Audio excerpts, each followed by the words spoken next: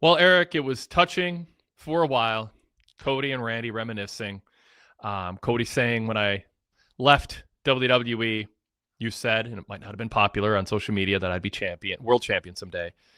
And then I came back, and there was no Cody verse, and there was no brother, and yet there was Randy, and then it led to Randy brutally turning on him. What'd you think? Aleister Black was right. He called it all along. Mm-hmm. And I honestly did not see this coming tonight. I thought if someone was going to turn, it was going to happen weeks from now or possibly even at WrestleMania. Yeah. And I didn't think Orton would turn at all because I find it hard to believe anyone's going to boo him. Exactly. Yep. As a legacy star that has the clout that he just can't be booed. Yep. And I don't feel dissuaded from that when there are Randy chants in the middle of him bloodying the top babyface in the company. I will say I was surprised it wasn't, when he first attacked him, that they didn't pop. Right. Like, yes, you're beating up Cody, but we wish we were in your place. We're living vicariously through you.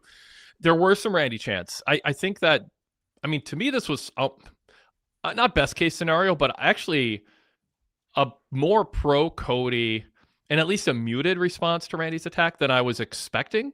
If I'm Cody and Randy and Paul Levesque and WWE, I think this was, as you say, risky, but I think it worked in the top realm of what they had any hope to expect. Yeah, I totally agree. My thought process as it was unfolding was, they are not cheering this immediately. If anyone can maybe pull this off, it's Orton, but it's going to have to be incredibly vicious. Yep. And I think he did as well as possible. It's going to be, what are they going to do over the next 5 weeks to maintain this so that Cody's not getting booed out of the building at WrestleMania? Now, you mentioned, they're not going to turn Randy because people aren't going to boo Randy. A lot of people were thinking, hey, Cody, is due for a heel turn. I've warmed up to the possibility of doing it. That's it. I'm like, the worst option for me was just both of them being babyface going into the match and coming out of the match, just given that that's sort of what Punk and Roman are doing. Although Punk and Roman are antagonistic towards each other. And if you watch the first 70% of this segment, you go, okay, the difference is Cody and Randy are brothers. They're friends. It's going to be sort of a love fest in the buildup, but there'll be at some point some edge. It's Randy. What's going to happen. But instead of just the overt animosity that Punk and Roman have, it'd be face-face matchup, two friends. That's out the window. Cody turning is more intriguing, but Randy going heel, if they can get it to work, I admire them taking on the challenge. I mean, I don't think it's not.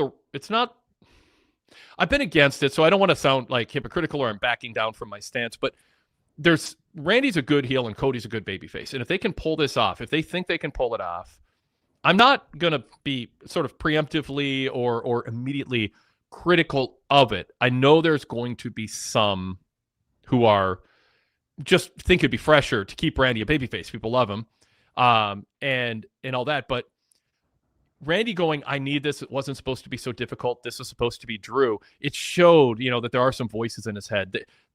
They foreshadowed a little bit last week with his advice to Sami Zayn to be selfish. So, I mean, they have, I don't want to say work to do, because I don't know. I don't know if that exactly applies here, but they need to work to sustain and build and steer fans away from, in the next month, siding back with Randy against Cody. And that's going to take some finesse. Yeah, I agree. I think it's so weird to me that it's typically so much easier to establish a heel, but yet WWE has this gigantic problem where all they have is baby faces now. And that to the point where someone like Drew McIntyre doesn't have any opponents left that feel fresh. Mm-hmm. I do agree they made the right move. If they were going to turn somebody, I think this is the right way to go. I know that so many people are ready for the Cody turn, and you can hear the audience. Many of them are starting to warm up to it just like everyone else is. But it's so hard to get someone as over as he's been as a babyface. And I feel like you really have to milk that until you really just can't do it anymore. And this is the right way to go. But Orton's going to have to spend 5 weeks doing one heinous thing after another. It's going to have to be attacks. I'm sure he'll have to bring Brandy into this. They'll have to bring dogs into this. And I don't even know what else. But if anyone can pull it off, it's a veteran like Orton. So I do have some cautious optimism that they can pull this off. But we'll see. I will say the last 10 minutes of that show exponentially increased my interest level in that match. And for WrestleMania Night 1, presuming that's going to be the main event of Night 1. Yeah. I mean, the question is exactly what is the follow-up? And how do they build on why we should dislike and be against Randy? And it's going to take some of the best work of Cody's career to do this. Because he has, the fans turn on him in AEW and there were, little samples of it in the last month and recent months. And there's a sentiment online that might be the right thing to do. Yeah. But Randy's turned a lot. But the thing about Randy now, and this is, I think, what they have to pull off, is do we believe it's still Randy Orton? Or is this just sort of a cartoon villain? Becky Lynch, we know who she is, and now she's pretending to be something else. Or Adam Copeland, we know who he is, but he's just playing the role now of being a mean, vicious heel. I think Randy is a babyface. When he's a babyface and a heel, he can be the same guy, but with different motivations or a different set of circumstances that drive his actions. And it's part of the edge that he has as a babyface that makes it believable when he turns heel. And I guess that's to me, the goal should be, the course should be, don't have Randy turn into a cartoon villain that's disconnected from who people know he now has become, because then it's like John Cena last year. I'm going to pretend to be a villain because now I'm supposed to be, but I'm not, because I'm doing talk shows and acting like my normal self otherwise. I think they're fortunate that they've laid the groundwork for this for not only the bulk of Orton's career, where he's been disconnected from reality many times because he has voices in his head that they can always use, but even the last few months when Aleister Black has been in his head. And I think they can, if Orton comes out next week or whenever he's out on the show again and says, and his motivation and his framing for what he did is blaming Cody for this. Cody, it's your fault this happened. You're the one who won the championship because you're selfish. And now I'm going to take it from you because you left me no choice. And this matters. It harkened back for me to when Steve Austin was desperate and aligned with Vince McMahon in WrestleMania 17. He was desperate. He said going into that, I have to win this match. And that's the same way Orton's acting now. Hey, I haven't main evented a lot. I don't know how many more I'm going to get. I have to win this match. I need it more than you, Cody, and this is your fault. And I did like the line. This wasn't supposed to be difficult. This was supposed to be easy. It was supposed to be opposite of Drew. And it was Randy acknowledging, I feel like I have to do this, but I don't want to. But in the closing scene of him sitting on that chair and putting the belt in his lap and then holding it up like it's around his waist and contemplating what it'll feel like to be champion again. The message there is he was thinking through, I didn't like doing that, but I had to because this in my lap is more important. That's why I did it. It's like he was almost kind of rationalizing or justifying his own actions to himself, kind of reinforcing, this is why I did this. And so, again, we'll see if it works. It'll be ring entrances and then the moves and how the crowd reacts to the story they tell in the ring at WrestleMania, and then what the crowd reaction is to the finish, and then the reception they each receive the following Monday, or the Monday after Mania, whenever it is. So we'll see. Yeah, I agree. It's going to come down to Orton, really, I think, because he's good enough to make this work. How motivated is he? He seems pretty motivated, so I think he can pull it off. But it's going to be intriguing. Let's add some chat comments in a moment to the conversation. We'll put them on the screen for our YouTube viewers, but let's first introduce ourselves in the show. And then certainly we'll talk about more happenings on the show. You have how many talking points, Eric? I had 13 talking points written down. All right, cool. But one of them just says Danhausen, so I don't even know how much of a talking point that is. Yeah, I mean, we can. You know what? Maybe we can do 10 talking points in 5 minutes in the last 5 minutes of the show, and have everyone stay tuned for that. If we don't get to them, we get too detailed on other stuff. All right, this is Wade Keller, Pro Wrestling Post Show for Friday, March 13th. Friday the 13th, Danhausen's favorite day. I don't know. Friday, March 13th, 2026. I'm Wade Keller, host of the show, editor, publisher, and founder of the Pro Wrestling Torch weekly newsletter, the website PWTorch.com, and the host of various podcasts, including this, the Wade Keller Pro Wrestling Post Show, which live streams on the PWTorch YouTube channel, and then it gets distributed as a podcast. You can subscribe to that podcast for free, the audio-only version of this show. It also features other podcasts on the podcast feed that are not part of YouTube, so you'll want to subscribe and hit refresh every day to be sure you're not missing out on anything. When you search Wade Keller in your podcast app, Apple Podcasts, Spotify, any Android or iOS app, you'll also see the blue logo pop up. That is the Wade Keller Pro Wrestling Podcast. It's a completely separate feed of different shows. Instead of being post shows, conversations about a specific TV show that we record right after the show ends, it's our regular podcast feed. So that includes the weekly flagship, which drops on Tuesday nights. Greg Parks from Pro Wrestling Torch, a longtime columnist and podcaster, joined me this week to cover a wide array of topics from WWE, AEW, and more. And also earlier today, I recorded finally again with Stephanie Chase, independent pro wrestling journalist and analyst, another podcast. And this was our AEW pay-per-view preview episode, a first-run episode. It's free for everybody. Stephanie and I talked for 75 minutes about the AEW lineup. And then we presented the full, nearly hour-long Tony Khan Media Q&A. So be sure you search Wade Keller in your podcast app. Subscribe if you haven't. If you're already subscribed, hit refresh to get another first-run show on that feed. And finally, while you're at it, search PWTorch for the PWTorch Daily Cast, which includes Wrestling Night in America, which is our post-pay-per-view podcast format that this Sunday night will feature the AEW Revolution post show, and that features Brian Zillman and Taylor Haley, who are part of the VIP exclusive weekly podcast, the Collision Cafe. There we go. So watch us live on YouTube on this YouTube channel if you're watching us on YouTube after the pay-per-view on Sunday night, and also subscribe to the podcast feed to get a different show each day of the week with different specific topics covered during that show each week or each day of the week with different hosts. Again, search PWTorch for that. All right, but we are here to talk SmackDown, and I've got Eric Corbridge with me. He is a PWTorch contributor and also talented in other ways, which we'll talk about in a moment. Eric, welcome. Thanks, Wade. Appreciate it. Always happy to be here. For those who know who I am, I've been writing an alternative perspectives report on SmackDown every week for about the last year, and I really enjoy it, and I try to be as creative as I can within the rules. So check out my reports. I like to dabble in my thoughts in there too. Sorry, go ahead. Yeah, no, I was going to nudge you into the other stuff. Yes, I appreciate it. So I have also recently created a comic book series. It's called Bad Will. I have the book right here.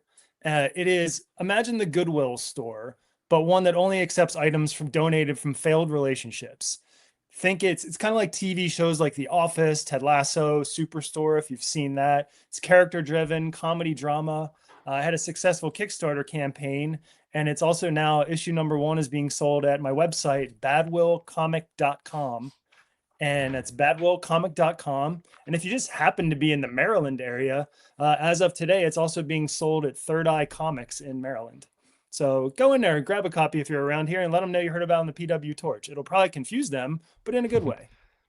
When I was 16 and I launched Pro Wrestling Torch newsletter, the convenience store down the road where I used to go after school 2-3 nights a week or 2-3 afternoons a week to look for the latest pro wrestling news for the latest pro wrestling newsstand magazines.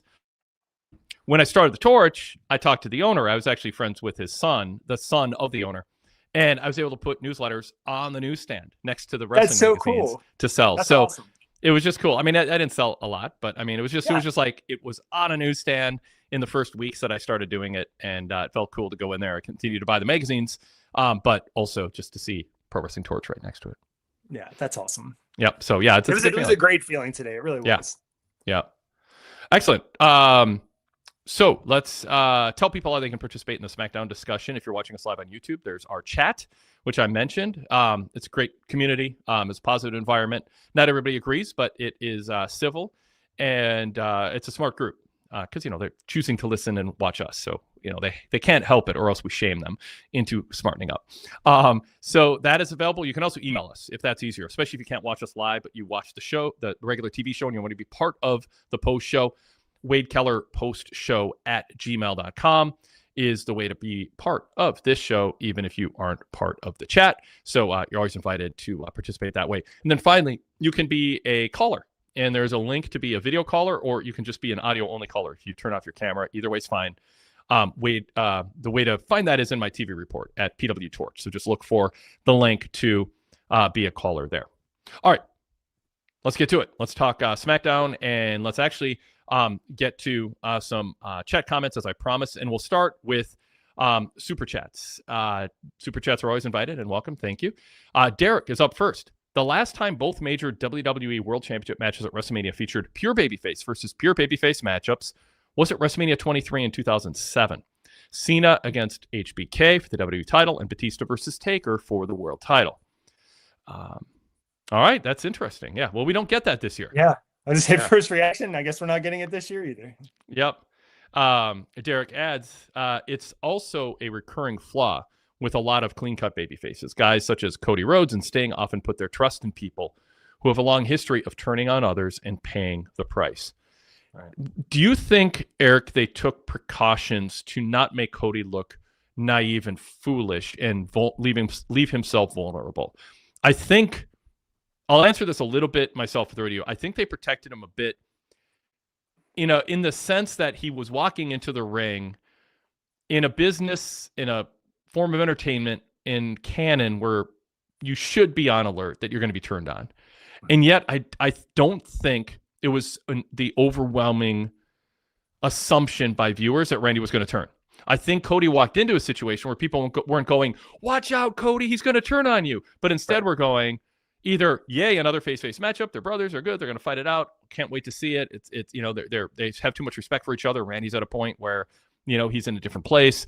And they just weren't, or you're kind of groaning. You're like, oh, it's going to be two nice guys against each other. It's going to be boring. But they had convinced people, I think, Cody's a good dude. Randy's a good dude. They have a history. That's just going to be it. And even if, like, deep down you kind of know better or have some doubt, I think they did put Cody in a situation where he doesn't look just utterly foolish, because I do think Randy had so much babyface goodwill built up and was so convincing that he's in a new place in his life. And the history of Cody and Randy was there, that I don't think Cody looked foolish, and he didn't miss clues and turn his back either. Your thoughts? Yeah, I agree with that. And if we are, as an audience, I'm sure there's plenty of people who assumed it was going to happen this way, because there always is. Mm-hmm. But I think a lot of the audience didn't see it coming. And if we didn't see it coming, we shouldn't expect Cody to be able to see it coming. Right. That's what, exactly. Yeah. And also, they've also done such a good job of giving Cody so many other people that he has to worry about, like Sami Zayn and anybody else who's Jacob Fatu, that you got to assume that he's got to put his trust in somebody. So he's probably not thinking about the guy he's been the friends with the longest. Yep. And you could say, well, now in retrospect, he thinks, oh God, it's Randy, it's a rattlesnake. He needed this title. He's talked about, I've only made event twice. I need, and he wants to make it 15. He had all these motivations, but I think what Cody's promo next week or the week after, whenever he's back, maybe he takes a week off to sell the injuries. Sorry, Raleigh, that he could end up, he could end up saying in his promo that he allowed himself to believe, because of their history, that Randy was going to be a stand-up guy. And, there's a number of directions Cody can go with this. He can also, and you don't want to extinguish the heel heat if there is heel heat with Randy. And I think, there is, and there will be if they kind of keep going down this road.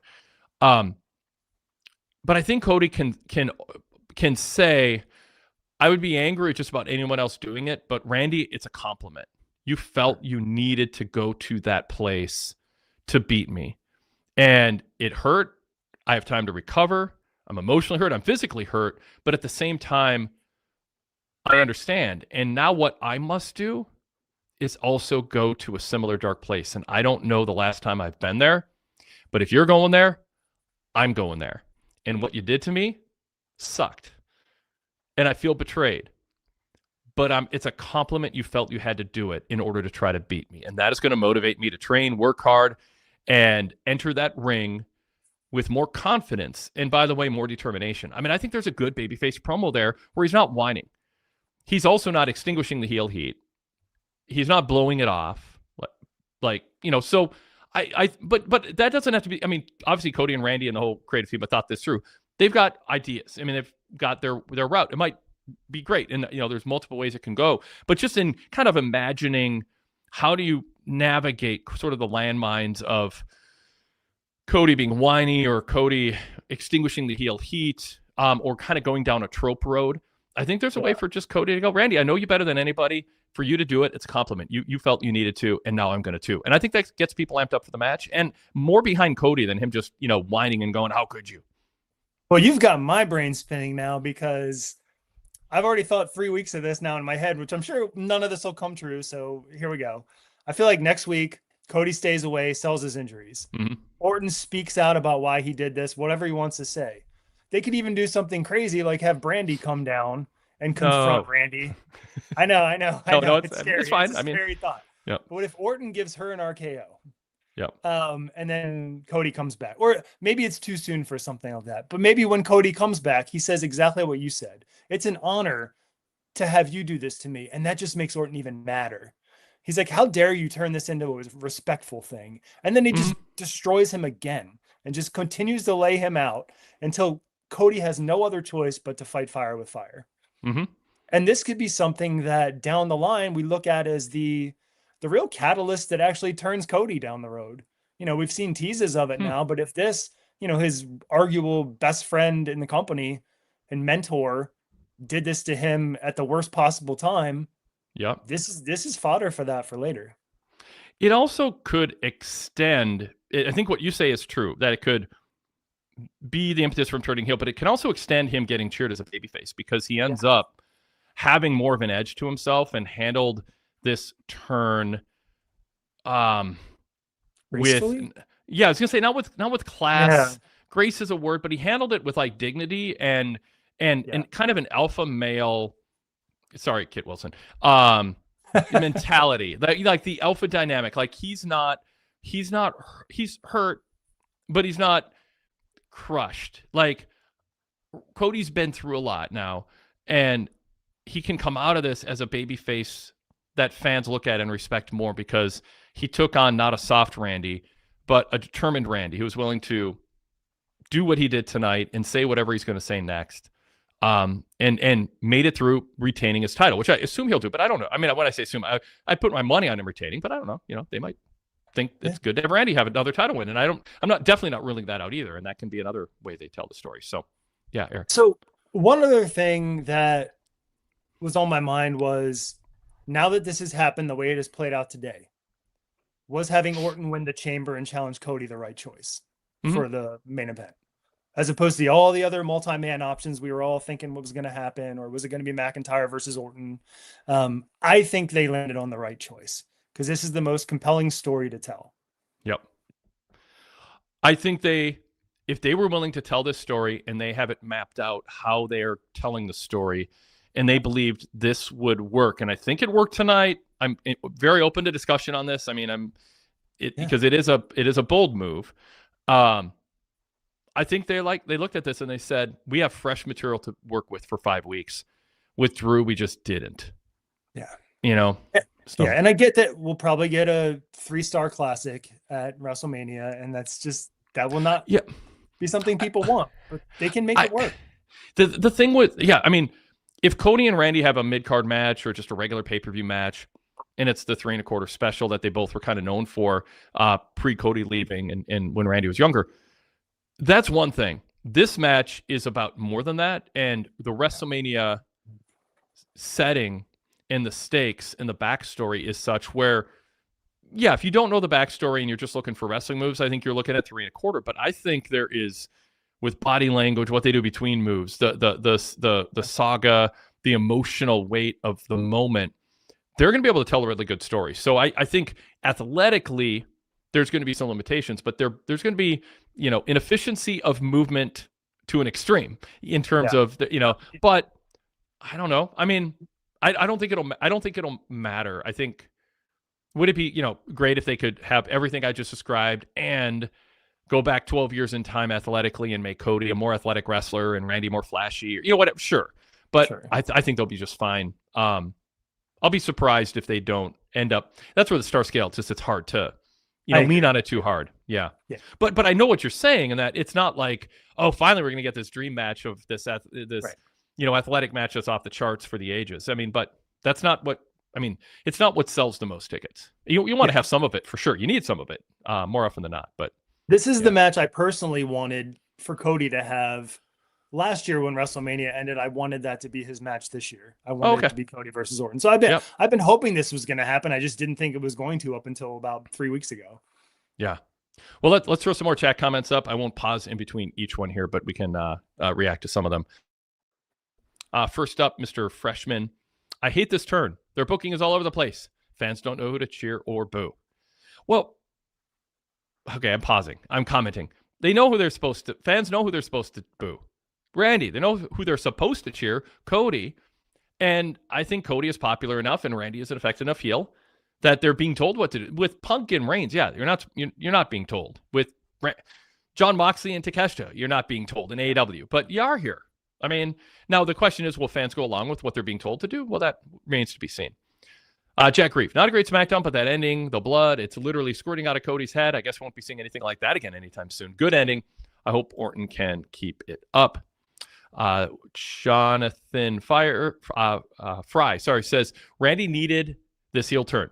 Happy to be here. Legacy Randy is done. All right. Derek Mitchell says, anyone who didn't see this coming from Randy, I don't know what to tell you. Take that, Eric. Then Standard Aviation says, I didn't see it coming, LOL. I thought they'd be better than that. At least Cody remains a babyface, though. I am curious if there will be, we'll say that later. I do wonder if there's going to be a lot of pushback of WWE turning Randy with such a great headwind, because people just genuinely started to like him in a different way than they ever had. And now they see this as a turn of convenience and circumstance rather than something in the natural flow. I get that, but I will push back, and I will say this is in the natural flow. Randy did not turn into Ilya Dragunov, a man of principle who won't take a title shot because he doesn't think his mom would think he earned it yet. He's not Speedball Mike Bailey. It's Randy, and he wants a championship, and he wants number 15. And this shows there's some doubt he could do it without this. And he also ultimately, I think, can circle back and go, I did this actually for Cody too. Now, granted, he bloodied him. He kicked him in the crotch. It was a brutal beatdown. It's hard to make the case like he couldn't have sent the message in a different way. But it's, in that respect, it's pro wrestling, and pro wrestlers deliver messages in different ways. Because there will be a redemption moment for Randy where he breaks down and, regrets, or I don't know. I mean, that's we're getting way ahead of ourselves. We don't need to do that tonight. But getting Randy back to a babyface for, another stanza of his career. And then maybe this is a short heel run. And maybe something happens at WrestleMania, and he's just like, oh, God, what? I let the voice get in my head. I'm sorry, Cody. And Cody's like, I'm never trusting you again, but I also accept your apology because I do believe it's sincere. But I know you will turn on me again if you think that it'll help you. But I forgive you because I know who you are. Next time I'll see it coming. I mean, I just think there's ways to handle Randy, but this doesn't feel unnatural. No, I agree. And for anyone who thinks that we don't know who to cheer and who to boo, when the second thing he does is kick him below the belt, that's your first sign that he's turning heel. This is a bad guy now. And then that's just exhibit A. If you're in a courtroom, you could give exhibit A through about I just from what he did tonight and show them why you know exactly who to boo here. It's just that wrestling confuses it in many other ways because of the music and because of all the things they do that don't help. But the heel turn was very clear. Yeah, absolutely. All right, Standard Deviation says, so big picture, Cody remaining babyface probably overrides everything else. I'm okay with Cody staying babyface. I mean, line up some good heels, keep him face for a while. If you can delay it longer, good. The more you can get out of him as a babyface before you turn him, the better. But you don't want to turn him because he's not over anymore. Like, oh, we extinguished, every avenue to keep him babyface. That's just kind of pathetic. This isn't. This just feels like, Cody's being true to who he is. Sadler version 3 says, good way to spice up this feud, but getting Randy booed won't work. The crowd will pick him over Cody. This will end up being a double turn by the end. Interesting. A double turn, Eric. It's possible. I mean, if they're going to have a double turn, a main event at WrestleMania makes sense for two main eventers like this. So, however, there could be several double turns at this WrestleMania if I'm really looking at it. So I don't know where they're going with some of this. And I could very much argue that Sami Zayn and Trick Williams could be doing a double turn. Yeah. That one's right there too. They're working hard, and I think doing a good job. We'll get into that of having Trick come across more heelish and chipping away a little bit at fans going, this is the coolest guy in the company. All right. Next, Mr. Freshman says, man, this turn feels so out of touch for me. Feels like 2018 when they turned Becky on Charlotte, expecting the crowd to boo Becky. The thing is, it just people know Randy is Randy. You know, it's actually it's less believable when Randy's a babyface than when Becky's a babyface. Right. That's the thing. You know, I mean, it's just this is Randy going back to who he kind of this is his resting face, his heel. You know, like everything else is put on. Did he do a good job convincing us to some degree that he had gotten past that? Yeah, but this is a temptation in a moment in time where I think I can see themselves talking themselves into it, and I don't like shame them for talking themselves into BS. I mean, I think we let's give them a few weeks to tell this story too. Yeah. Derek Mitchell says, I agree Randy probably won't get booed, but I don't think it'll result in a double turn. This is the second year in a row an older former champion turned on Cody heading into Mania. Is there something about this that's too much like last year? I don't think so. The John Cena story was so different in so many ways. I understand the comparison is just because they were two similar aged legacy stars, but I don't see there's too many other similarities there. Yeah, Mr. Freshman says, clearly the fans want to cheer Randy. Did they not learn their lesson from the ill-fated Cena turn last year? The difference is Randy's going to be all in on this, and Cena wasn't. The Cena thing was sort of last second, think about it, okay, I'll do it. Randy, it's like, yeah, it's a lot more fun to be a heel. Randy has been a heel. Cena hadn't been. Randy's more often a heel than a face, statistically, I think. And deep down, Randy as a heel is not competing with who people think Randy really is. Even if he convinced people in recent years he's changed. Cena just felt like he was performing a cartoonish heel role because that's what the script called for, and it never got past that. Yeah. And frankly, if we talk about some of the failures with Cena last year, it was because of the supporting characters that were there in the beginning and then just disappeared. Mm-hmm. It sure seems like they're going to involve Jelly Roll in this main event. And he's such a big fan, and I thought he was tremendous tonight in his segment, but if they involve him in this, he'll be all in to help Cody out, and he won't abandon it, and he'll probably get taken out at some point, and they'll do a much better job, I think. I think there's a good chance Jelly Roll is involved in something with Miz or Danhausen before he ends up involved again in this. I think this is more, and I could be wrong. I mean, I'm not like, I don't have a certitude about this by any means, but I think Jelly Roll happened to be there this week, and it was to tell the story with Miz. Right. And I think he just was a good dude who was there to go, hey, let me help out what's happening. I think I could see him just not in the mix of again with this. I could imagine for sure Cody and Randy and Paul Levesque and everybody just going, well, no, Jelly Roll doesn't fit here. There's not enough history. It made sense for him to do what he did this week. So I'm hoping for that. And I wouldn't assume it and be like agitated yet. Right. No, I get that. I just thought he did so well tonight. He's kind of won me over. I didn't even honestly I didn't know much about him until he became involved with WWE, but he continues to do a lot with what he's given, and he's believable. So if they wanted to find a way to get more heat, Orton could take out him with an RKO now. That would get a lot of heat. I think they could make it work. They could even have him, if they wanted to, involved in multiple segments, like moving forward. Something more minor for him, and then just a little bit with this main event segment. Kit Wilson didn't convince you that he's fat shaming? I thought that was pretty good. Yeah. I thought that was a much more innocent version of what Kit Wilson's been doing that I thought was actually pretty funny. It's so absurd. Yeah. How dare you not be fat anymore? Now you hate fat people, don't you? Yeah.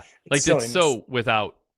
Yeah. I mean, Jelly Roll's not going, I was a fat slob and I did something about it. So all you fat slobs, you should do something about it. You're weak. Yeah. I was weak. He's not, that's not what he's doing. You know, so I'm waiting for him to bring a picture of like the Miz with acne as a kid.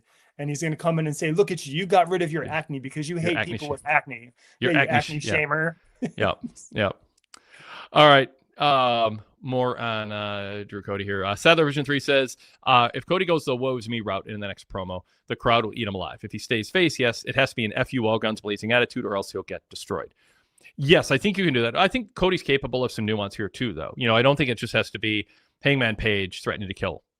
I think Cody's capable, and Cody and Hangman are similar in certain ways as wholesome baby faces, but Hangman is full of death threats and Cody isn't. And I think if he goes there, and I'm against Hangman, being at level 11 all the time, so often, more often than not. But Cody should be fired up. But I think there's room because of the dynamic and history with Cody and Randy for Cody to almost be like it's weird to say, but like, I get it. I get why Randy did it. Anytime you're on Randy, it can happen. I wish it didn't happen. I'm heartbroken, but I'm also not shocked. Whatever. I think there's a way to do that without just yelling and frothing and threatening. Yeah, and I was saying how Randy will blame Cody for this, but Cody could blame himself for not seeing it coming too. Mm-hmm.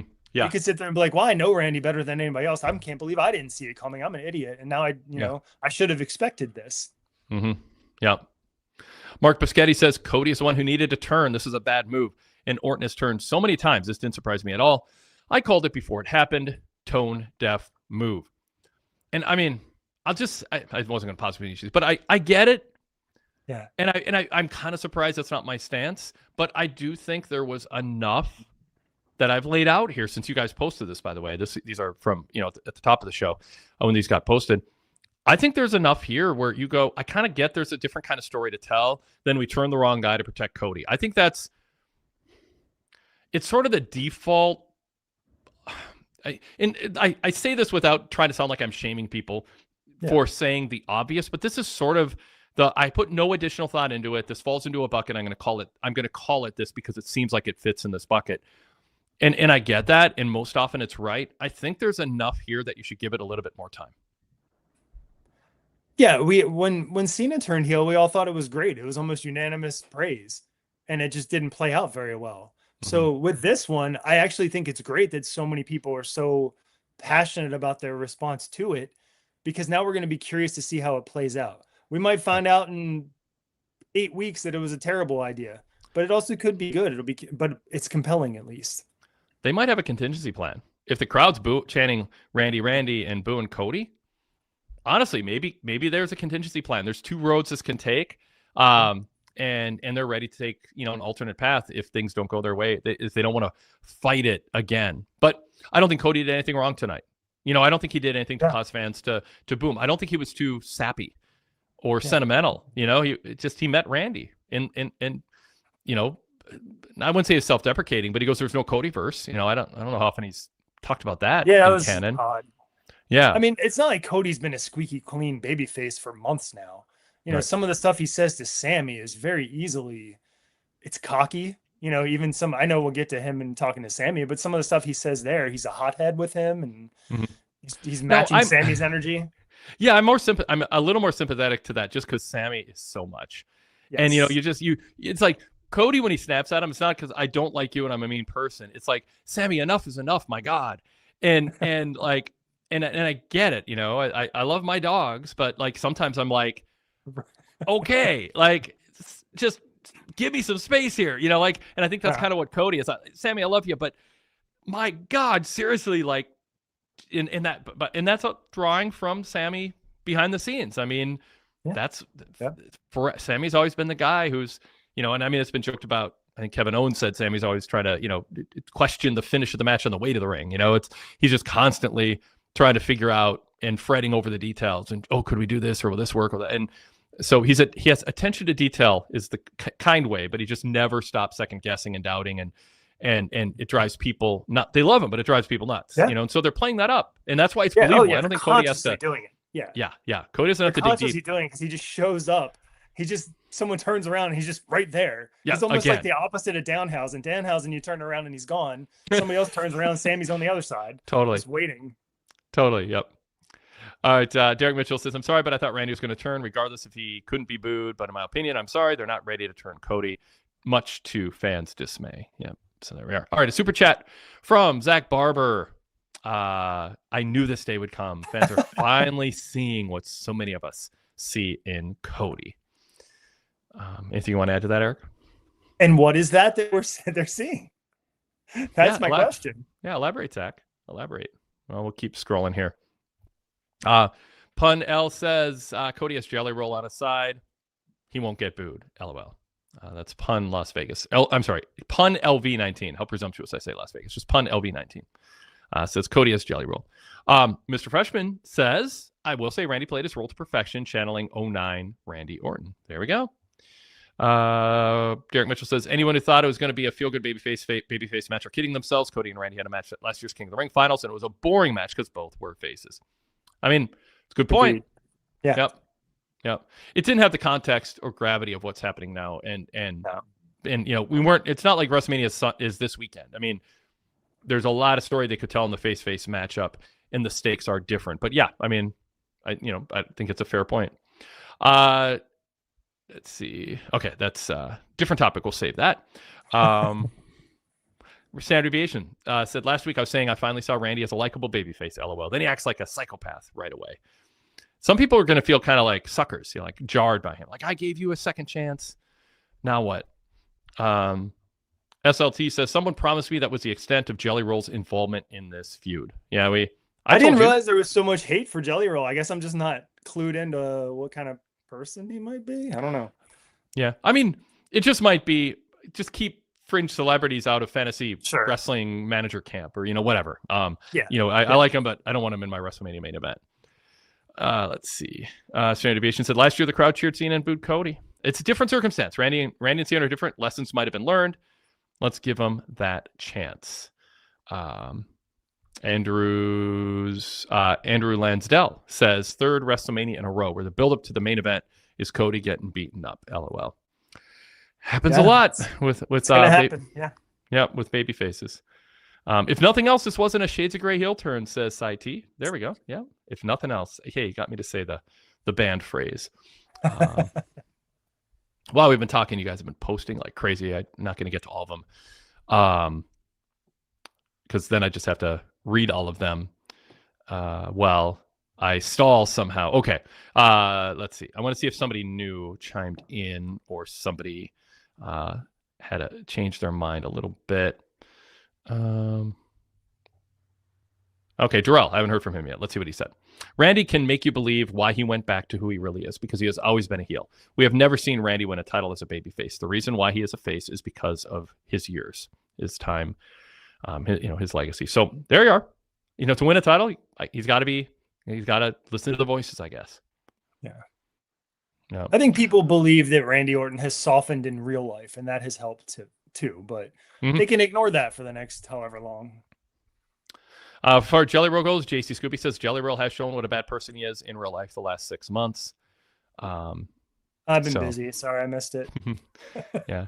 JC, is it just the not taking a stand against fascist MAGA-ness and try to play both sides on something that you can't really play both sides and expect people to be like, well, look at that neutrality. What a good dude, with the horrible stuff that's going on. So, yeah.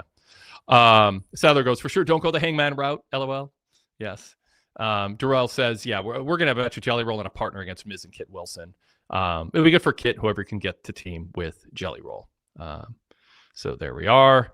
Paul Driver Pete said, Hangman in Cody's place would tell Randy he's going to choke him out with his lower intestines. Yes. Totally. Yeah, that sounds right. Points for that one. Post of the night so far.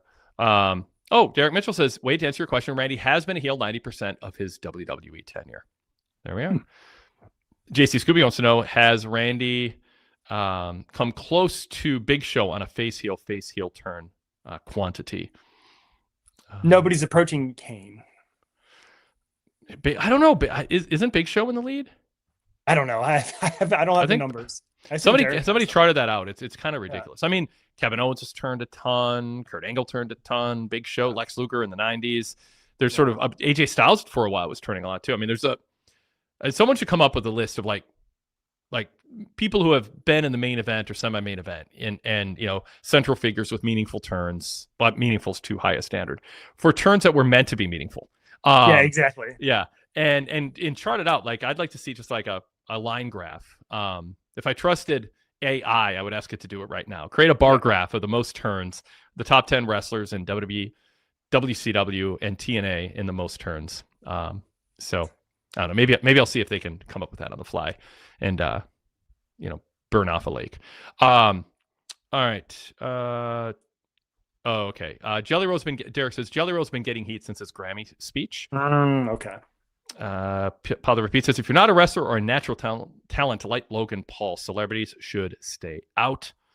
Goodfellas says, stakes are different now. Randy and Cody will both get big reactions because they are big stars. I will be invested, as will the masses, is my guess. On the celebrity front, Andrew Lansdell says, celebrity stuff is just lame. If you have no clue who the celebrity is, you're completely lost for the whole segment. Let's keep wrestling for wrestlers. So I want to push back on that because, okay, I know this is not for everybody, but I'm a big fan of the show Survivor. And if anybody's watching that now, this season it's a big season for them, season 50. They introduced these celebrity advantages, and there's a lot of pushback on it. Yeah. But those things are going to bring eyeballs to that show. They're going to keep it on the air longer because hopefully they'll build a new audience for this show. Same thing happens in wrestling. Celebrities bring eyeballs. Like, that's a big deal.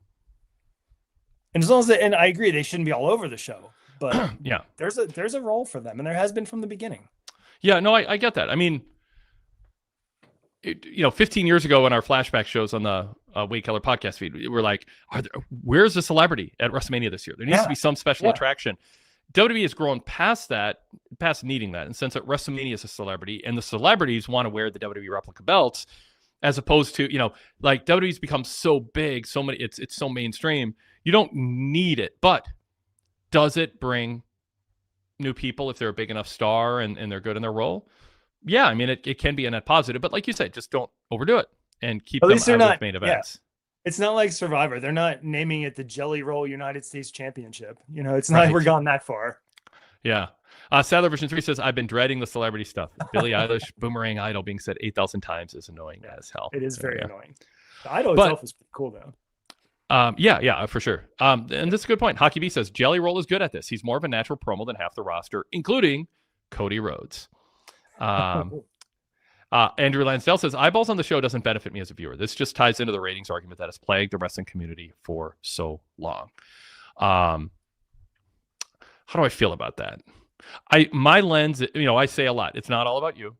Like our perspective, my perspective as an analyst and journalist covering wrestling isn't, I'm going to advocate for just what I want to make me happy as a viewer. I advocate through the filter and the lens of what is best for business. And yes, the authority co-opted that term and kind of took it away from me in a way, but I've been saying a lot longer than they were. What's best for business? And I wasn't the only one. I mean, it's just like, do what's best for business.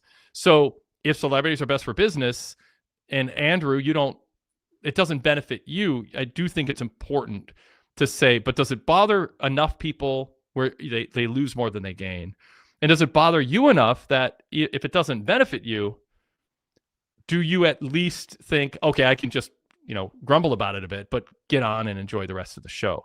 And I think that's WWE's calculation, and any wrestling promoter's calculation, is they have to take people like you into account. I mean, it's a legitimate point of view to have for yourself, but I don't think that should be the promoter or booker saying, well, we better not have Mr. T at WrestleMania because XYZ. Some people might not like him or know who he is, or he's not big. Like Mike Tyson turned the tide, or Mr. T helped establish the WrestleMania brand. But there's a lot of celebrities who are brought in just because promoters and wrestlers are marks for them, and they do get in the way. So, I think each situation has to be judged individually. And if you don't like it, it's also been a lot worse in the past. At least we're not getting guest Raw hosts every week with some pick your celebrity. Yeah. Derek Mitchell, I'm glad, Wade, you advocate for what's best for business and you don't ever become a story like some other wrestling journalists who use lame 5-star rating systems. Okay. I used a 5-star rating system for a long time. It wasn't lame until it became more than 5, and it didn't really apply to the current way wrestling is promoted anymore in the way that it used to. I talked about that on a recent show in more detail. Standard Deviation says, I totally agree, Derek. All right. More on celebrities. Goodfella says, if you're a WWE fan, you have to accept that they are going to do celebrities. I just hope it's fun every time. Jelly Roll as a WWE star puts in the work. I don't mind. There's another. Standard Deviation says, I'll push back on celebrities. They don't bring eyeballs by any metrics I've seen. I think they're mostly used to convince the people who are already watching that the brand is a big deal. Eric, what do you think? I want to see the metrics because I would imagine there's Yeah. plenty of celebrities that have brought eyeballs to the Yeah. product. Yeah. And I'm sure I think Tyson did. that's the thing. Yeah. I mean, Do I think there's- Jonathan Taylor Thomas brought eyeballs to WrestleMania? No, but I think Mike Tyson did. and there are celebrities that might draw eyeballs, but it doesn't sustain itself. Jay Leno in a tag match, it did more damage than good. What's he doing? It just was kind of goofy. It felt like Wrestler Fantasy Camp, at that point for Jay Leno. Jon Stewart was a bad fit because he just hammed it up too much. So yeah, each just judge each one individually. But then you get a Bad Bunny or Yes, Dennis there you go. Rodman, and they all have done well. Yep. And I would argue, what like him or hate him as a person, Jelly Roll is doing well with what he's given. Yep. And it's objectively, it is objectively fair to be fair in evaluating his performance, regardless of how you feel about other aspects of him. You can have you can say, it's unfortunate he's so good at this because I wish he wasn't, because it'd be easier to be critical and say, get off my TV. And I think some people might feel that way. Standard Deviation says celebrities mean something different in today's world. We are in a very fragmented world now. One person's celebrity is another person's. Who is that? Let me Google it. Yeah. And that happens more than it used to, because we live in we don't even live in common worlds of politics and we don't share common facts anymore. Yep. Facts are either facts or they're lies and propaganda. But, your algorithm will strategically feed you a bunch of propaganda and lies that are easily disproven. But if that's all you see, you think they're facts. And then it becomes kind of humiliating to think, oh my God, this very sophisticated international, conspiracy to get people to buy into a bunch of nonsense paid off. And it was actually just projection trying to preemptively blame the other side for what we're doing.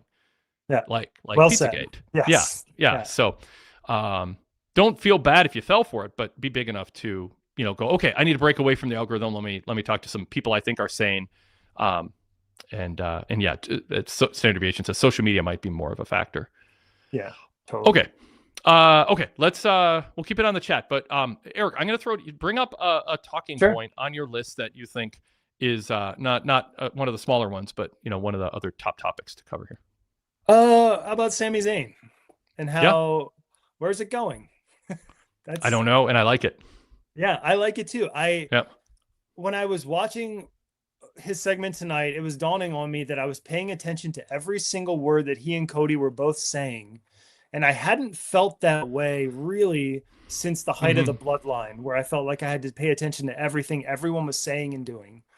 And to me, if we had more characters in segments like that, we'd be in a lot better spot right now. We wouldn't have been limping into WrestleMania. And in fact, honestly, on a bigger picture, I thought the WrestleMania card really came into more of a focus tonight. And I think they're heading in the right direction because they created several matchups that we know what they're going to be now. I think with daylight saving, I'm going to talk about my dogs again. When daylight savings time kicks in, and my dogs are getting used to being fed at like 2:00 and 8:00, like they don't understand. It's not 2:00. It's either 1 or 3, depending on which way with the clock. They're interclock. I think we have interclocks with WrestleMania hype right now. It's March 13th. Sometimes WrestleMania is about to happen, and we need the lineup. Or it happens April 1st. We need the lineup. It's later than that now. And I think we have this inner clock that's telling us, I don't know the lineup yet. I'm in a panic. They're not doing their job. And in reality, frankly, 4, 5, 6 weeks is plenty of time to tell these stories. And I agree with you. Tonight moved us forward. But it did so where we've got 4 solid weeks of follow-up and storyline hype. So as far as Sami goes, I'm excited for the eventual Sami turn to Sadler version 3. And when it happens and why it happens is great. I'll add one more thing and throw to Eric. Pile over pizzas. I'd hate to be a water bottle around Sami. Yeah. One day I want them to do a gag on that and have him just swing and there's nothing there and he's just like, oh crap. He looks for something else. I wrote something very similar to that in my article last 3 weeks and said no Aquafina bottle is safe where Sami's around. And today I think I even wrote, what is it? These water bottles just don't get the hint that when Sami's around, you do not want to be standing right there next to him. Just get away. You're not safe. Unless it's her dream to be on TV and take a bump. Yeah. Some people, yeah, some maybe water that's bottles what they free might wanted. be to take a bump on TV. There's a lot of humans like that. Do we consider if it's a heavy brand name, a popular brand name, is it a celebrity water bottle? Do we have to have that Oh discussion God. now too? Yeah. At least it's not the energy drinks that we shall not name. Mr. Freshman said, I can't stand Sami right now. Why not? Yeah. Because he's Well, I annoying. mean, he's kind of he's a little much, but I mean, I'm entertained by it, but I don't know that I'd want to be around him a lot. But I like it for my entertainment. You know, I think it's a I compelling story. appreciated Cody tonight. Cody saying, I know you just won a title shot. You said the same thing to Orton. Mhm. You're just angling for a title shot for after this match. Yeah. And then for Sami to be so indignant about it, to me, it's fun. And it just leaves so much room open for them to do more with that down the road. There's a lot of options they can go to. Yep. Good fella says 6 to 7 weeks is fine build up, but I'd enjoy a 6 to 8 month feud too. Maybe Finn against Dom this year, which I like, but I would like a few more. Oh, for sure. You want to have some feuds that don't feel like they came up with them in the 2 months before Mania, and that there's a story arc that's developing. But I mean, sometimes they have that and they just change plans. You know, they change plans too because they're like, no, you know, we're not going to have Charlotte against Alexa. It's working too well with them as a team. You know, stuff like that can happen. Well, timing is everything. Last year at this time, we were thinking about Finn and Dominic fighting each other because they were in the same match for the IC title. Mhm. And this year we're going into it thinking, oh, are they going to wrestle for the IC title? They're not, which is fine, but they cooled that off enough and started heating it back up at the right time. Conversely, I don't know if we're still getting some sort of saga of the Lantern Wyatts versus MFT match at WrestleMania, but if that's the case, they've been just dragging that out to get to WrestleMania. And they should have probably killed it 2 months ago. So it's all about the timing. Yeah. Well, the timing is going to be the key with Sami too. You know, like when they decide to move in that direction. Like Pile Driver Pete says, Sami is a master. He needs to teach whenever he's ready to hang it up.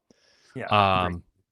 Darrell says, didn't the WrestleMania card get messed up when Seth got hurt and had to drop the title to Punk at Mania? Which, and then typo there, I can't tell. So definitely, I mean, there are things that change plans, but they don't radiate and cascade to everything else.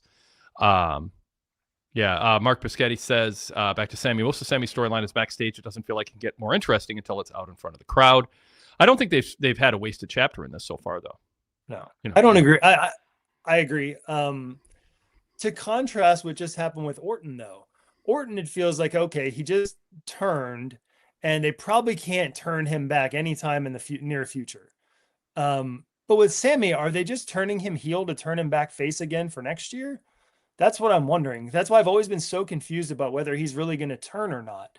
Because I can't get it out of my head that they're going to want him to win his first world championship as a babyface, because he can be such a good babyface, especially if they want to do it in front of that Saudi Arabia crowd. So what is the end game here? Is Cody as a heel against Sami as a face, and they're laying groundwork a year ahead of time? I think that would be tremendous. But with the way that Sami's been acting, it's hard to believe that they're not going to turn him at some point. Even though this whole time I've been hoping that they don't. Yeah, I'm open to them not. I could see. I mean, Sami can just kind of pendulum back and forth in terms of there's angst, but at heart he's a good person, and he finds focus and dials it in. We'll see. He just wants to win, and he hasn't won. And Randy rubbed it in his face last week. That's the thing. I mean, you can see where Sami is coming from, but mostly you think, Sami, is it really just bad breaks, or are you just a notch not as good as Cody?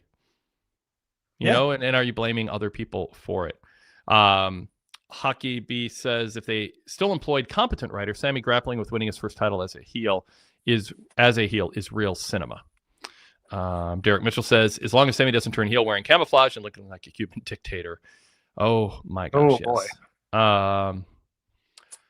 Derek I says, will predict that will not happen. Yeah, for sure. I also like Sami character work. Just imagine Sami is left off Mania and he blows his wig. Yes. And that could happen. That's not that'll be 2 years in a row, right? Yeah. Well, I mean, that would really be motivating. Yeah, that'd be motivating. He's going to wrestle Trick, though. We can lock that in. Yeah. I want to lock that in. And it speaks to your point that Trick is doing a lot more now to not get cheered. And I think that's probably a key sign that they're not ready to turn Sami yet, because they're clearly wrestling each other, and it's going to be babyface versus heel. Yep. Yep. All right, let's bring our caller Crofton into the conversation. Crofton, we covered a lot. You can review some of that or bring up new topics. Good to see you and hear from you again. What's up? Yeah, hey guys, nice to see you both. Wade, Eric, you totally covered a lot. A lot of the stuff I had, I think you've spoken about. Just on Sami, really quick. I'm a huge Sami fan, and I think he's doing great work, and it all seems very interesting. The part that I don't like is the Aleister Black of it all, because I know wrestling can be repetitive and have the same sort of story beats, but like Karrion Kross was literally just there doing this with Sami, and it feels exactly the same. So I'm not sure. I think this was the first time that happened. I'm hoping it's a one and done. But because I like everything else, Eric, everything you were saying, I agree with wholeheartedly, and I also hope he doesn't turn. He's such a rich character with KO and about 7 different hometowns. There's a lot that can be done with him, So anyway, I'm excited to see what's next, but I hope it's not just some prolonged join the dark side with Aleister Black. That would just be the worst. Eric, what do you think of the Aleister Black aspect? I don't know what they're doing with Aleister Black. He can say he was right about Randy now, but what does that get him? Does he want to be right? He's a heel. He shouldn't be right. So now he's going to antagonize Sami, but Sami already has a built-in opponent with Trick. So I just feel like Black is the odd man out, and I don't know what they're doing with him. To me, he seems pretty rudderless and has been the whole time. He's just like the backstage troll. Yeah, and that's not. Yeah. Is that what you want to be? He's the new Karrion Kross? That was exactly Karrion Kross. Yep. Yep. He had no matches. He would just talk to people backstage. It's so weird the careers Rusev and Aleister Black have had. Like, they're healthy wrestlers as far as we know, in their prime. Yeah. And can you just, like, I joked with Rusev when he came back, like, he just films things in a back room and he hasn't met anybody. Nobody's ever seen him. Like, I don't know. It's weird. Yeah. Just going back to Randy Orton for a second, and geez, whoever would have thought that Randy Orton would have turned on him? If you can't trust Randy Orton, I don't know who you could trust at this point. but I will say that I was bummed that he turned heel, just because I thought that the storyline baggage that he has with Cody and the history and legacy, the idea of a mentor, of a teacher, being surpassed by the student, I just thought there was so much that they could do there in a nuanced way without going like traditional face heel. And also, like, unlike other heels that have heel turns, Randy became popular as a heel. Like, that's why people cheer him. They remember the voices. The punt gets cheered now. It used to be a heinous move. Now people cheer when he gets ready to do it. So I also agree that I think it's going to be difficult for him, not impossible, in front of a large WrestleMania crowd, to avoid getting cheered, no matter how many times he bloodies Cody Rhodes. But I was disappointed, I guess, that they didn't explore, and there's a lot of weeks to go. Maybe they will, but it just feels like, okay, we got to turn one of them. Let's turn Randy. He does this all the time, and then at Wade, as you said, like, they made shake hands at the end of it, and wow, that was a hell of a trip. Let's go back to both being faces, and that would be, I think, an unfortunate ending as well. I don't say always trust the bookers and the story and the wrestlers, but I also don't think it's fair to, I don't know, it might be fair to be cynical, but you're not always going to be right when you're cynical. And I think part of being a cynic about anything is look for opportunities to build your credibility, that's not just a knee-jerk, mindless thing you do because you think it makes you cool, or it's part of your character, or you're scared to ever not see something coming. And look for opportunities as a cynic to go, yeah, I'm typically a cynic. This has all the traits that would make, me just kind of lazily say, oh, this is a bad move. But, and I'm not saying it has to be this. I mean, that's subjective, but like, don't catch yourself if you're just always looking at everything saying, well, it was bad with Cena, it's going to be bad with Orton. No one's going to. It's like there's a bunch of differences, and differentiating between similar context but looking for differences is like it's a sign of just being kind of fair-minded, and that's going to help you. Like it's the person who like calls the upset that is most impressed. That is most impressive in an NCAA bracket or in UFC or boxing or whatever. Or, what baseball team do you not see, going to the World Series? And you called it. And if you do that, if all you do is just go with the obvious, you're not going to get. So my point is here, like, this might be one of those situations where it's like, what are they doing? Keeping Cody face, the fans would boo him, and fans liked Randy. I think they might internally see this, even in and of itself, regardless of what they want to do with Cody after Mania. And by the way, that could be the primary reason they're going against what they think is even a better story. Maybe they think Cody heel, Randy face is a better story, but it's not better for May, June, July, August, September, October, November, or next year's WrestleMania. And they just have to sacrifice and make the best of the second best option. And that might be what's happening here. And if that's the case, everyone going, they chose the worst option, they're fools. I'm not saying you're a fool, but they have to think about more than just what's the best story for the next 6 weeks. They have to think about how do we set ourselves up for everything else that comes later. I'm not excusing bad booking, but I'm saying there are sometimes pragmatic reasons to do something that isn't the best thing in the exact moment that it can be done. And so I say all that not generically, but I think we might be in one of those situations. I think Cody, as a babyface, and WWE doubling down on it against somebody who's good at being a heel and is willing to take on the challenge of getting booed. And Cody and Randy might have sat down and come up with some nuanced ways to address this where it doesn't follow the tropes. It's not cartoon heel Cena with his, it's like there's more going on here in there. So let's just give it time. It could turn out they just, all I'm doing is criticizing them for the next 4 weeks. Are you kidding? That's all you came up with? Like, go watch our post show on March 13th. I think I don't like sitting here go, well, my ideas are better than yours, but like we've sit here as a group, talked about some ways maybe this can be compelling. And if all they do is just entry level, basic, mindless drivel, I think we can all collectively be disappointed in them. There is stuff to do here and performances to be had that I think can be really different than what we saw last year and what I think people are assuming the worst with. These are two good performers with, I think, a story that they want to make work. So there's my rah-rah speech for doing this, or at least give it a few weeks. I agree with that entirely. I guess I was just hoping that neither of them would have to turn and that they would explore this idea of like a student surpassing its mentor, and maybe then the heel turn happens at WrestleMania, right? Like in the match. And that makes it more impactful. But I get what you're saying. And I do think that the amount of time is something that I guess that I for the past couple of years struggled with a little bit.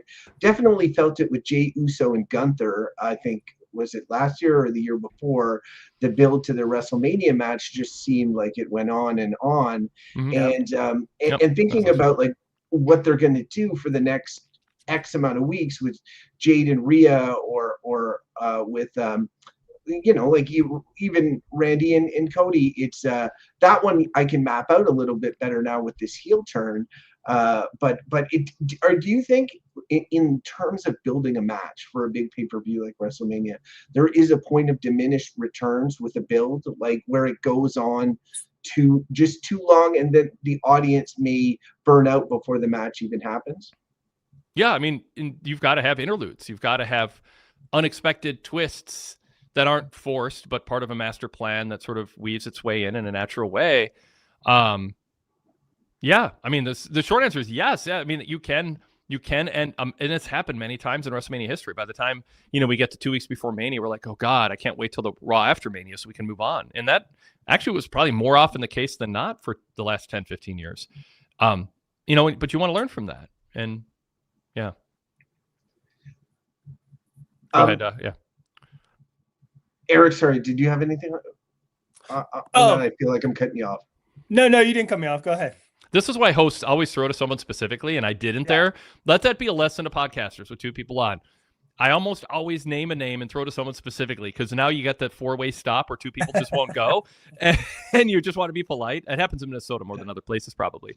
I can go now. I'll go now. Okay. So, Yeah, you go. to speak to your point, Crofton, too, I think if we'd been in a situation where there was a very defined main event babyface versus heel match on Raw, then they might not have felt so compelled to do this now.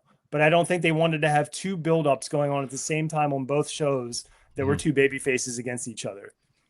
So and people were very critical. I mean, exactly. last week I was like, oh God, WrestleMania, both men's world title matches, face. I think I led with that in the newsletter cover story this week. So, you know, I mean, but I think they would have lived with it for Crofton, you know, what Crofton is saying and others. There was a story to tell with them both as faces. And I said earlier in the show, it would be a different dynamic. Punk and Roman are at each other's throats. Cody and Randy could have been respectful, but they could have tweaked, and there could have been nuance of tension, kind of, you know, where there's a little snap here or whatever. But I mean, decisions are made all the time. You know, when do you pull the goaltender in the NHL? You know, do you go on a running play? Do you go for 2 points? You know, in the NFL, what substitutions do you play for offense and speed or defense in the NBA when you're approaching crunch time? You don't know what the right decision is. That's kind of what's happening here. I mean, this is real time. We got to make a call. There's going to be I told you so's if people conjure up and imagine a different scenario that worked out better. But to me, the crowd response is going to be a more objective factor. Does this work? And I believe that they were worried that there'd be a huge pop for Randy turning on Cody. And I don't think that happened. I don't think they played games with microphone. I have to go back and rewatch. I don't think there's any sign. It was murmurs. And it could have been, oh my God, they're turning Randy again. Or it could have been, Randy, how could you? Because people got pulled into Cody's story. Because WWE fans, by and large, like him. Yeah. It was the vocal minority that boos a babyface. It's still the vocal minority, whether we realize it or not.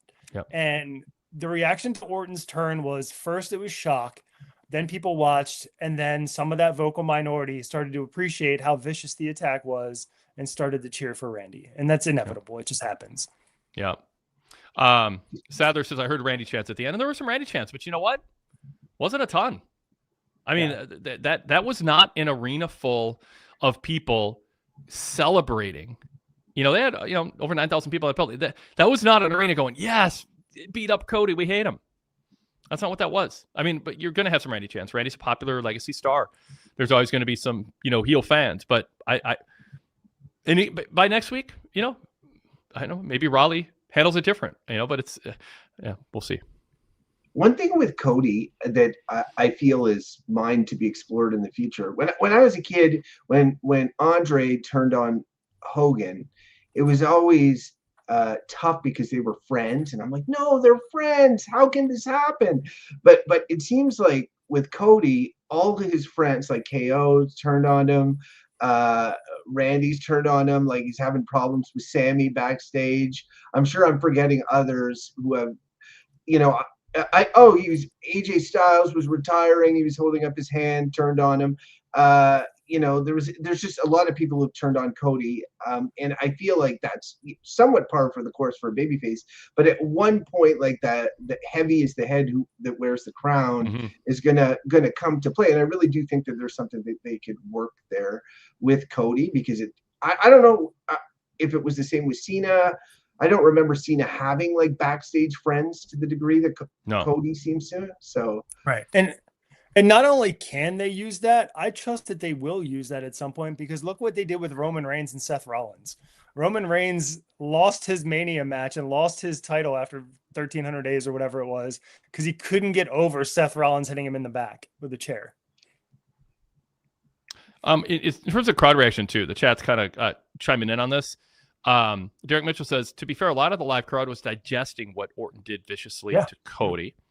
Hockey B597, who has been very anti-Cody throughout the chat, like very much not a Cody fan. So just for context, put that out there. Doesn't invalidate his opinion, but for context, I think it adds to this statement. The segment didn't get booed despite all their efforts in a city of casual fans. Not a good sign for how it's going to play out. And I think that's a fair take to say, wait a second, that should have been booed more than it was. And instead it was murmurs. What's happening? Oh no. And you know, you can interpret that differently than I am, which is, hey, they didn't chant, they didn't pop. So we'll see. Well, my question would be, do you think they would have booed more soundly if it wasn't Cody? Like, is that the problem? Was it Cody that they weren't worried about him getting beat up? If they attacked, yeah, is that the answer, or is that's what I think it's Randy would say? I think the problem's Randy. Like people love Randy for being a heel. I think Randy could have attacked anybody like that and still ended up getting cheered by the end, and that's why I think they need to really hammer this home over the next 5 weeks. I think it was important he just didn't do the RKO, because Standard Deviation says Randy RKOs everyone, so I'm desensitized to him attacking someone as a babyface. Sure. It doesn't usually signify a heel turn. Now, after a love fest with Cody and the nice things he said about him, I think it constitutes a heel turn, different than going after Trick Williams or something. But I get Standard Deviation's point, and he says it was like what happened with the Stunner, and he says that's why I think the crowd was quiet. But there was a kick in the crotch, there was a vicious attack at ringside. I think there was enough there where if people, I mean, you really have to pull people into your universe to get them to boo and angle and not just chant, "This is awesome" or "Holy shit" or whatever. I mean, and that's that WWE has put themselves in the position where they said, our job is to entertain you. Have we done it? And crowds are just constantly evaluating. Am I entertained by this? And Paul Levesque can lament it, but he's part of creating that mindset in the fan base. He hasn't pushed back on the momentum that was created from those in power before him. And it's a 3-hour show too, right? Like, so, I mean, I was noticing crowd fatigue in the Trick Jacob match. And then this is after that. Yes, they're big stars, big pops when they come out, but like, people are getting tired at this point. Yeah. All right. What else? So Drew, I like the opening a lot.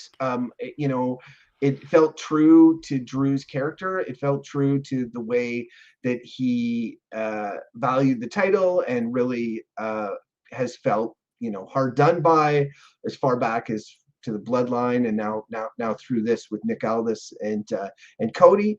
I think I knew that the booking was going to lead likely to him finding his way to Jacob Fatu. For a moment there, they had me believing that he was going to be going mano a mano with Nick Aldis, which I would have been really excited.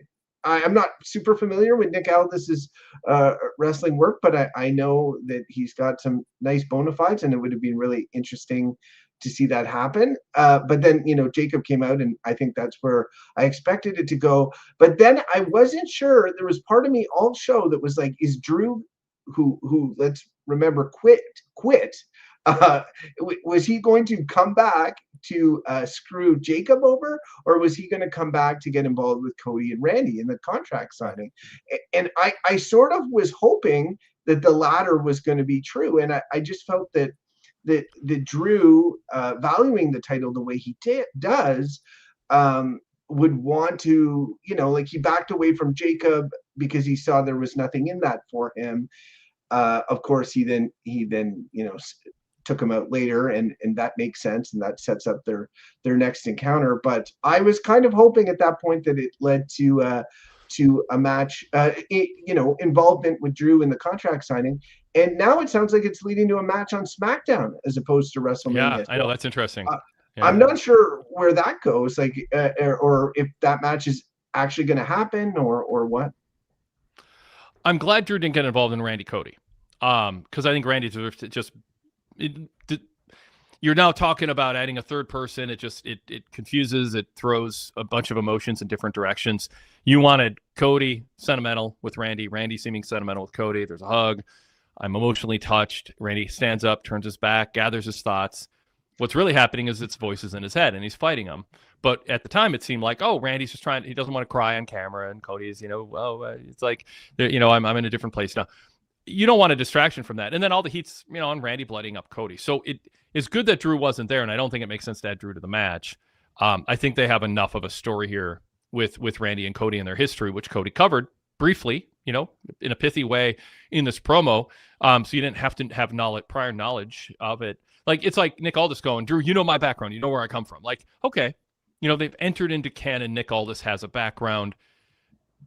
They don't need to have the expository, unnatural thing where Nick goes, I was a wrestler for many, like he didn't have to say it. It's implied. People can look it up. And obviously the announcers can, if it did come to that, the announcers certainly should tell the story of him being an ex-wrestler, and not ignore it. But keep it focused on Cody and Randy. I mean, like, and so let Drew go do something different. Does he deserve something better than this? Yeah, but the timing didn't work out.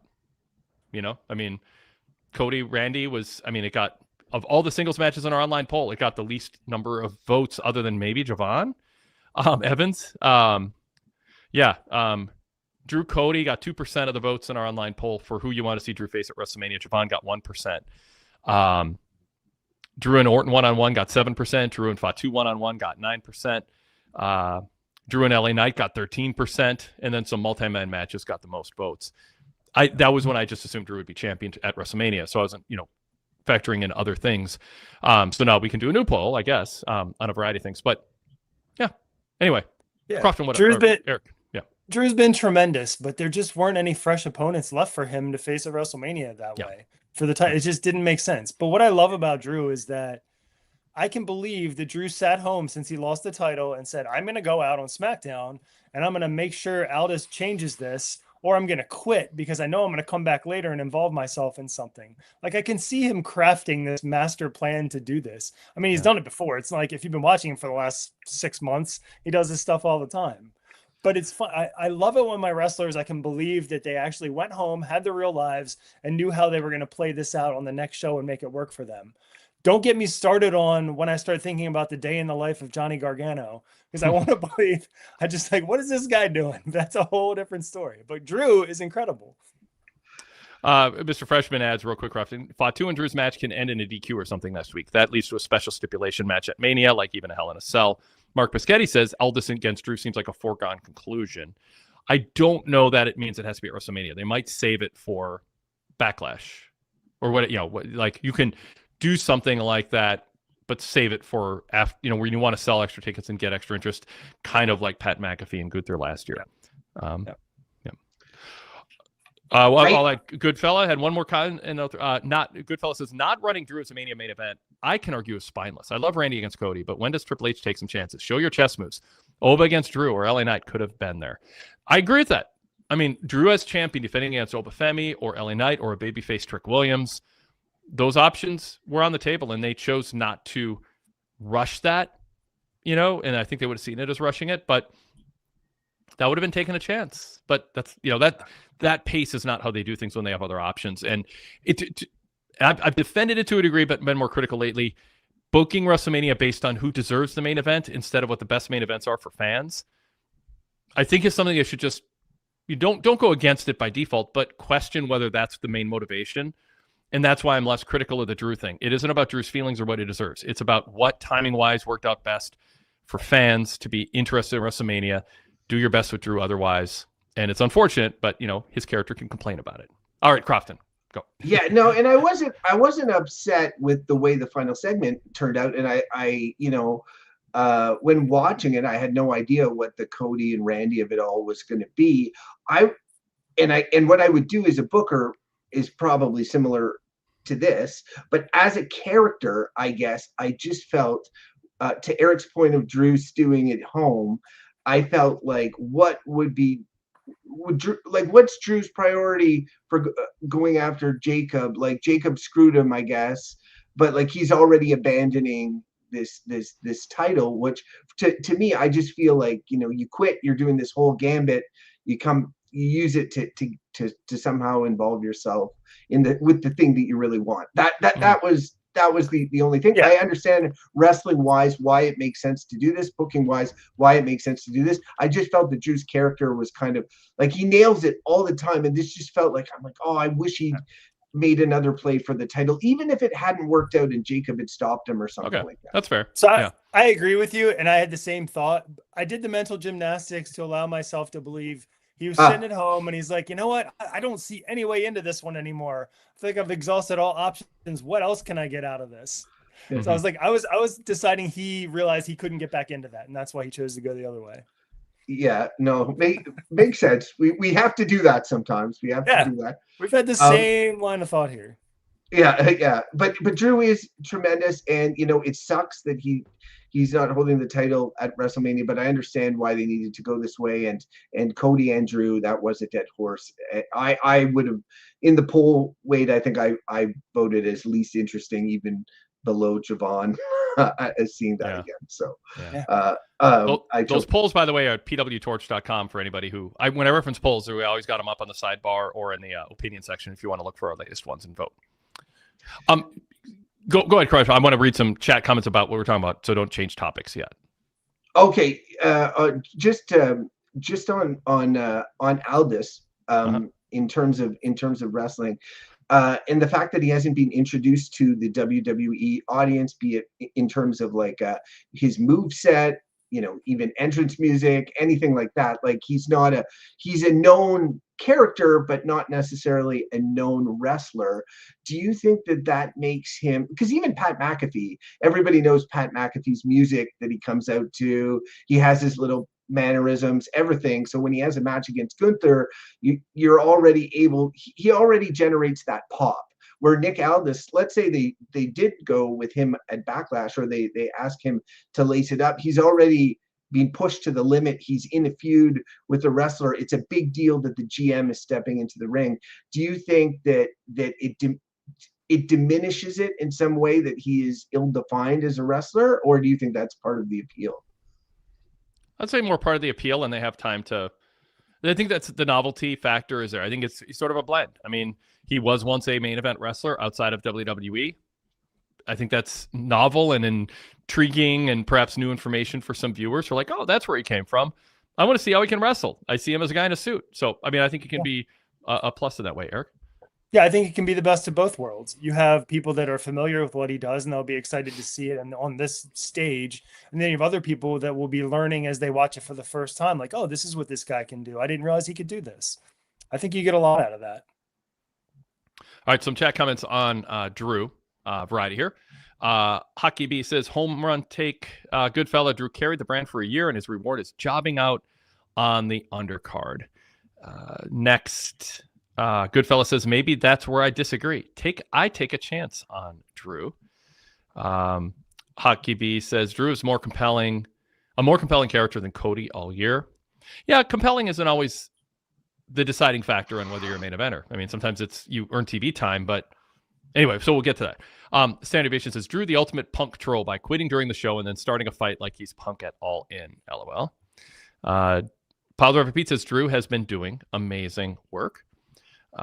Then Derek says, I agree with you about Drew. He has all the other tools, but missing something that isn't connecting with the crowd. By the way, where's Derek from Utah? I miss Derek from Utah in these chats. Come on back. When I say Derek, I'm like, oh, I better clarify, but Derek from Utah disappeared on us. Drew Hockey B says, Drew's better at literally every aspect of this business than Cody, with the exception of selling T-shirts to children. But again, he's consistently some hatred for Cody tonight. Jeez, yeah, man. Mostly Hockey B. Sadler Version 3 says, you could say in kayfabe that Drew needs to get rid of the Jacob problem before going after the belt again. If not, Jacob will keep chasing him. There we are. Derek says, Drew's like that son that works at his dad's business and says he quit in the morning and then returns at lunchtime. I'm tired of whining and using the I quit card. Goodfella says, Drew is a night one main eventer to me. After his main event, we find out what's next. Standard Deviation says, Drew is pulling a George Costanza. He's showing up at work the next day like nothing happened. Good Seinfeld reference there. Sadler says Derek from Utah was in the chat earlier. Okay, good. I guess I missed that. Good. Well, stick around longer then, so I notice. Cool. Crofton, anything else? I want to wrap up the show in a few minutes, so I don't want to cut you too short, but is there anything else you want to add before we kind of go to rapid fire section here? Okay, yes. Just one thing real quick. And Wade, I saw you noted it in your report as well, which has to do with Tiffany Stratton. Tiffany, ever since she turned face, I've not seen, I guess, an evolution of her as a character. Mm-hmm. And she's tremendously talented, sort of gymnast style wrestler, but I just feel like she is, I don't know, going in the wrong direction or not improving, for lack of a better word. Her character seems stuck in time. Do you guys am I missing something with Tiffany? And what would you recommend as like a way forward for her, where they should be positioning her? I guess. I don't have a lot of hope in Tiffany right now. I I don't mean, either. as a babyface, I think she's, I mean, one of the most insufferable miscast babyface acts in a long time in pro wrestling. I mean, I just don't know what to say. I mean, I in the ring, I think she is okay. You know, it's a little acrobatic and stuff. I don't think there's anything too special about it. It's not like, oh my God, she doesn't belong in the ring, but it's not that. But man, she should be a heel and not change much of anything. Not that, yeah. So, Eric? I think she's been struggling in the ring ever since she came back. And tonight might have been her best performance in the ring since she came back, but it's been a real struggle. And then I think she's feeling how stale her character and how out of touch and how much it doesn't make sense. And it's probably affecting everything. It seems like she hasn't recovered from everything that happened with Charlotte Flair, however many months ago that was. Yeah. Although, I mean, there's just a very thin foundation to her. I mean, like, I don't think she needs a bad thing to happen with Charlotte for her to be a superficial, paper thin character that has no depth, no nuance, no self-awareness, no appeal beyond the obvious optics of falling in a certain spot, and everything else is miscast. And it can be a lot better if they cast her properly. I'm sorry, but there's just nothing about her tone, her delivery, her body language that is a babyface act. I mean, yeah. Well, even tonight when they started off with her, which I thought was actually a pretty good segment, which when she started cutting the promo on Julia, and then it was all just to set up the gag of her grabbing Green's wheelchair and rolling her down the hallway. Yeah, she was coming out across as such a heel, staring into the mirror, like looking, fixing her makeup or whatever she was doing. Yeah. But and by the way, it ended up being funny. So that's true. But I can't get past the fact that when someone looks in the mirror and they pretend they're looking at themselves, but it's actually they're looking at the camera to the side. Because if you film someone looking in the mirror, they're not looking at the lens; they're looking at themselves. So it looks super fake. And it's like, give us credit. Like, I think we understand. Someone when they look in the mirror is not going to be looking in a camera lens. They're going to be looking at themselves, and thus it won't be directly into the camera lens. It just, I don't know, that stuff. Was that a pet peeve? That's probably a pet peeve. It's a good pet peeve, though. Thank you. We don't have time for another hour on pet peeves. But... No, we don't. No, we don't. I'll let you guys go. Thank you so much for the time. I will say I am surprised that Tiffany's still getting. She seems to be well received by the audience. It's Tiffy time. The one line she has seems to still get picked up. So I mean, there is some stuff she has going for her. I'm not completely against like. I just think they need to do something else with her in terms of being a babyface. Otherwise, turn her heel for sure. Because I agree, Wade. All her mannerisms are mannerisms of a heel. So, but so are Roman Reigns, and he's supposedly a face. So what do we do? All right. I could explain why there's differences there, but yeah, I know. Okay. Yeah, but I'm not going to tonight. I will let you guys close it up, and thank you so much. Thanks. Always great. Bye, Eric. Let's talk to you, Crofton. All right. What else on your checklist? As you search for that, I'll read a couple Tiffany quotes. We covered most of it. The one thing I really wanted to make sure to get in was how great Ilyana Dragunov was tonight. Mm-hmm. Everything that he's been explaining about, the passion of his mother is what drove him. I thought that really came into focus tonight with his last line of, "How can I fight you when I'm busy fighting myself?" Mm-hmm. I thought that was such a great line, and it gave me so much like focus on what he is now. And clearly we're getting that match at WrestleMania, and it speaks to everything we've been saying tonight about timing. They have cooled that off enough, but kind of kept it simmering at the same time so that it still will feel like it's something we want to watch at WrestleMania. Ilya is adding, like, I am not fighting you, I am fighting myself. That's what you don't understand. It's like two different life. It's like, first year at college where you're just kind of hanging out with your friends. You're like, why you like that? And then you sit around and you're like, oh, Okay, that's because you have a different upbringing than me. You have different life experience than me. And now I'm growing up and realizing not everybody comes from the same type of small town I do, with the same type of parents and upbringing and support group. And that has affected you. That's what Dragunov's saying to Carmelo. You shoot, you don't miss. Great. Well, I got this mom and I got this guilt complex and whatever. It's like, it's not stuff we used to see in wrestling. And when I say don't insult us with Tiffany looking in a mirror and she's looking in the mirror, because it's like, don't insult us. We know it's okay. We can understand someone's looking at themselves in the mirror without them looking at us through the mirror. And so the Dragunov thing is deeper than that. I think they're trying to be deeper than that with Kit Wilson, and it's like kind of flailing a bit. But I by the way, just related to that, Jelly Roll going, we all kind of secretly like you, is very in tune, I think, with the audience. Like it is true. Acknowledging, you know what, the whole gimmick's kind of stupid. It feels like there's some subversive ulterior motive to try to make people seem foolish for not buying into the manosphere nonsense, and just the insecurity on display there, and trying to create this like effeminate, non-manly version of everything that is a valid criticism of the manosphere and bro culture and all that. Okay, that aside, Kit Wilson is freaking entertaining. That ring entrance, the video screen, the mannerisms, the delivery, he's got it. And so Jelly Roll was right about that. Yeah, absolutely. I want to point out, Derek Mitchell did just say that, are we sure that we're getting Carmelo versus Dragunov at WrestleMania, or is it going to be the SmackDown before Mania? I'm definitely not sure. I think it should be at WrestleMania. I think it shouldn't be framed as an open challenge, which is typically the SmackDown thing. Yep. But I don't know. I don't know what you think, Wade. I hope it's at WrestleMania. I mean, he deserves it. They both. He didn't ask what I hope for. He asked what I think will happen. I think it'll be at WrestleMania. True. I hope, and I think. I think they will put something that they spent less time on in the sort of pre-show of WrestleMania, which is what SmackDown has become to a degree. The pre-show match lineup. See, the only other thing. Yeah, I don't think the only other thing I would want to touch on is, believe it or not, the Gargano stuff. I don't know did you notice in the that who was talking in the back of that segment with Shelley and Gargano and Candice LeRae? Because I think if I had blinked, I would have missed it. But Jade Cargill was in the back talking to B-Fab. So I thought that was interesting. Okay. Yeah, I didn't notice that. I don't know if anybody else picked up on that, or if I got it wrong, let me know, because I might have been seeing things. You never know. Yeah, it's probably happened. But I would encourage everybody when they stop listening tonight and when they go to bed, try to imagine a day in the life of Johnny Gargano right now, because I can't help but picture. Just imagine this is his real life. He's just laying on a crate. I imagine Candice LeRae has to wheel him out of the arena.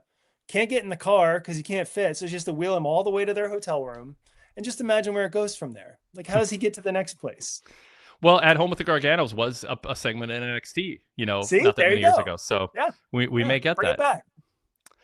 Let's see. Danhausen was fun tonight. Miz is a good foil for him.